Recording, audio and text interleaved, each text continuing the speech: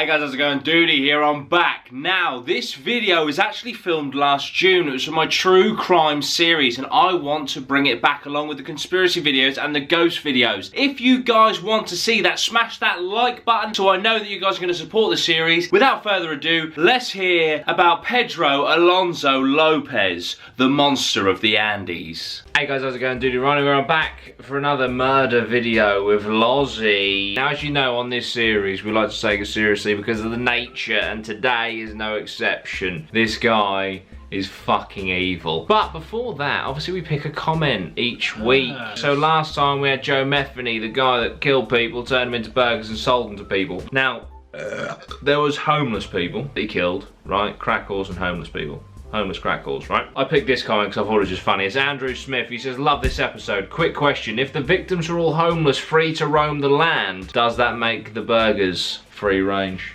That's clever. That is clever. I like that. I like that a lot. You're the comment of the week. Congratulations. So, Lozzie. What we got? Oh my God, what have we got? We have a young Colombian. Well, he's not young. He's about 70 now. We have a old Colombian. Classic. Goes by the name of Pedro Lopez. Pedro Lopez, the world's second worst serial killer. So I'm gonna have to Google who the first is, because the fact that this guy is second, I mean, good fucking God. The fact that you're rating, how do you rate a good serial killer? That's it. Maybe it's just a number. Like, oh, he only killed 400 people. Pussy. You know what I mean? Maybe that's what it is. But the world's second worst serial killer who walked free from prison. That's right, ladies and gentlemen. I don't want to scare you all. No one knows where this cunt is.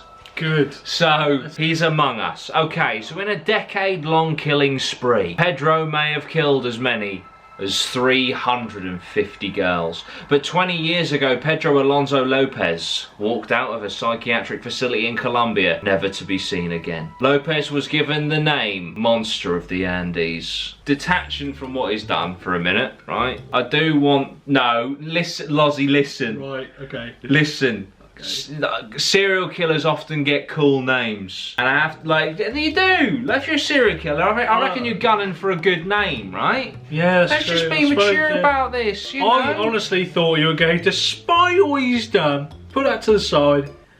He's still a right guy. No, that's what I thought you were going to say. I must admit, Pedro Alonso Lopez is a pretty cool name. But anyway, I'm not bigging this guy up at all. I'm just saying, right? Monster of the Andes. That's pretty decent. Imagine if he specifically killed people called Andy. Maybe one day we should do an episode where we rate serial killer names. Okay, yeah, okay. I thought you were going to just say rate serial killers. No.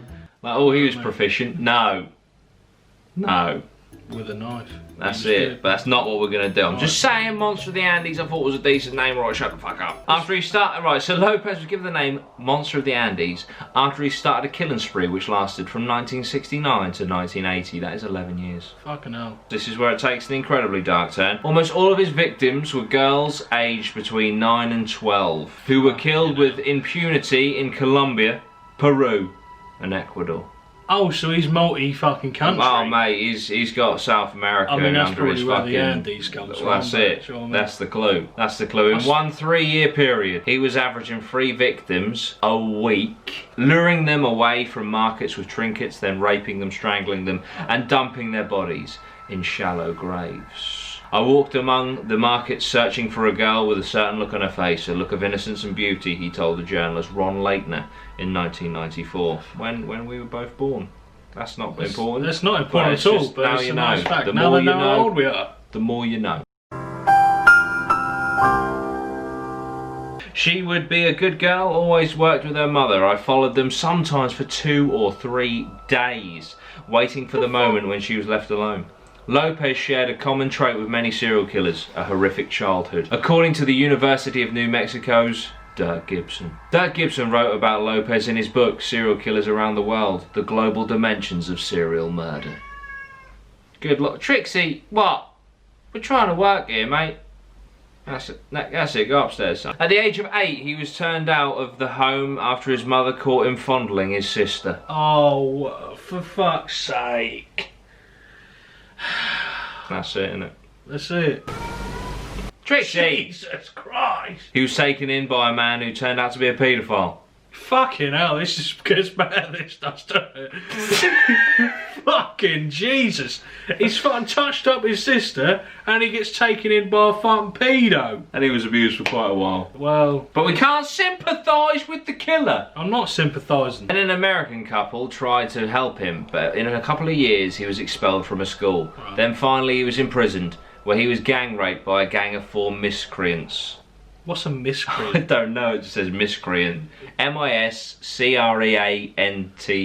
I mean, that's probably not the most important part of that sentence. But Yeah, he was gang raped in prison. So look, right, it doesn't excuse or justify what he did in the fucking slightest. Safe to say he did have a bit of a tragic upbringing though, right? Easily to say, I think. Lopez claimed his murders were revenge for the gang rape he suffered in prison, and because of the mistreatment from his mother.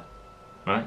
Lopez carried on his awful spree without drawing the attention of police. It was believed those children were human trafficked, stolen or sold on the market, or that they ran away, Dr. Gibson said. Often local law enforcement suspected serial killers last. So it was the last thing they suspected. It took a natural disaster to literally uncover Lopez's crimes. Fucking Shallow graves. Can I just say this? I think you're going to raise a point that I was going to raise anyway. There's a trend with serial killers. Shit at digging graves. Just dig a bit deeper, for fuck's sake. Can I put the effort in? The shallow graves are always your undoing. Wait, when you think you've dug enough, dig another 2 feet. Alright? Fucking lazy, man. A 1979 flash flood in the city of Ambato, Ecuador, unearthed the bodies of 4 young girls. The sickening discovery put the city on alert, and locals spotted Lopez 3 days later leading a 10-year-old girl away. He was arrested, where he confessed to the murders to an undercover detective posing as a cellmate. He then agreed to take police to a mass burial site where they found the graves of 53 of his victims. He would plead guilty to dozens more 2 months later. But save for the bodies actually found, Lopez claimed death toll should be taken with a grain of salt, said Dr. Gibson. Most exaggerate their victim count, he said. These aren't exactly honest people, and they are interested in glory, so they inflate their crimes. But at the very least, he killed up to 70 people. Lopez would be sentenced to the maximum prison term under Ecuadorian law. 70 people. How long do you think he was sentenced for? Ecuador. Ecuador. 70 people. 20 days.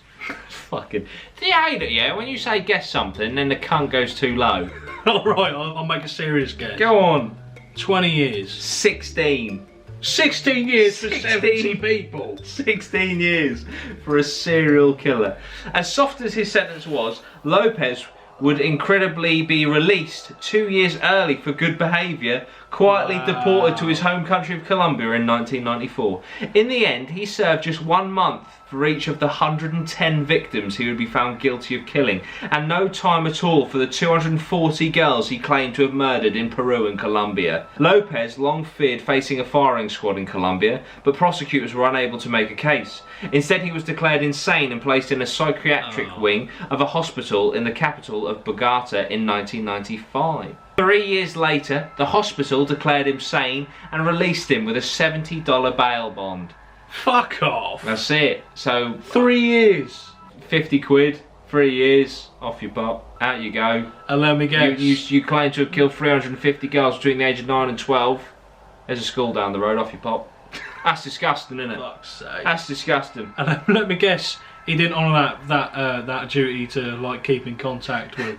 Lopez absconded almost immediately. Oh yeah, That's I it. wonder why. He was gone. He's not coming back. Since then, Lopez, officially the second worst serial killer of all time, has been on the run. The worst is... Oh, here we go. The worst is Luis Garavito, another Colombian child rapist. Brilliant. If you want to get in the top 5, it looks like you need to be a Colombian child rapist, yeah. Who killed at least 138 boys in the 1990s. A warrant was issued in 2002 for Lopez's arrest in connection with a new murder, but he remains at large. In general, a serial killer will continue to kill until he is stopped, Dr. Gibson has said. That is Pedro Alonso motherfucking Lopez, ladies and gentlemen. Killer and child rapist of up to 350 girls between the age of 9 and 12. Despicable human. What do you think of that one, Loz? The monster of the Andes. Well, the fact that he got released from a mental asylum or whatever it was, mental institution, after 3 years, they claimed he turned himself around. That's it. He's not going to do it 50 anymore. fucking quid to 50 get out. quid. 50 rubs. That's like probably one and a half Nando's. Well, it depends if bottomless drink. Yes. That's it. Yeah. Let's not get silly. That's it. But yeah, unbelievable. Guys, what do you think of Pedro Lopez? What a fucking character. I'm going to go on a whim and say he's a cunt. 100%. One of the most despicable. I mean, all serial killers are horrific, but he takes the biscuit a little bit. Do you know what I mean? What a fucking horrible, horrible person. But guys, like I said, what do you think? Please comment down below. But there we go, guys. Hope you enjoyed. I fucking love this series. If you do, support it by hitting that fucking like button. It's a great way. Remember, next week, one of your comments will be read out. Alright, fantastic. Thank you so much, guys. Listen, become a patron or hit the join button. It's a similar thing. All the links are down below, as is the merch. Thank you so much. Support the channel, support Beard Logic, support Lozzie's channel. Go across to all of them. Fantastic. See you very soon. Like, share, subscribe, sweet one geese. That's it.